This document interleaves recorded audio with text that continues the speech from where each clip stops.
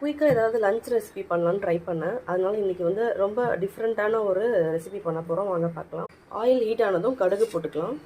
கடுகு பொரியும் போது கடலைப்பருப்பு, இப்போது கொஞ்சமாக வெள்ளை உளுத்தம் பருப்பு லோ ஃப்ளேமில் வச்சு நல்லா ப்ரௌனாக வருங்க. கொஞ்சம் பெருங்காயத்தூள், தட்டி வச்சுருந்த பூண்டு, இதுவும் லோ ஃப்ளேமில் வச்சு நல்லா ப்ரௌனாக வருங்க. பூண்டு நிறையா போடணும், அப்போ தான் டேஸ்ட் நல்லாயிருக்கும். பூண்டு கோல்டன் ப்ரௌன் ஆனதுக்கப்புறம் காஞ்ச மிளகா, கருவேப்பிலை, கொஞ்சம் வெங்காயம் நிறையா போட்டுக்கோங்க. சின்ன வெங்காயம் இருந்தாலும் ஆட் பண்ணிக்கோங்க. உப்பு ஆல்ரெடி சாதத்தில் போட்டு வடிச்சாச்சு, அதனால் மஞ்சத்தூள் மட்டும் வெங்காயம் வந்து ரொம்ப வதங்கணும்னு அவசியம் இல்லை. ஒரு 70% குக் ஆனால் போதும். சாதம் வடித்து வச்சுருக்கேன். உப்பு போட்டு இதை எடுத்து அதில் மிக்ஸ் பண்ணிக்கலாம்.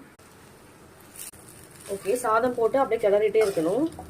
இது வந்து நான் வந்து புளி வந்து கரைச்சி வச்சுருக்கேன். இப்போ அதில் மேலே தெளிச்சுக்கணும்.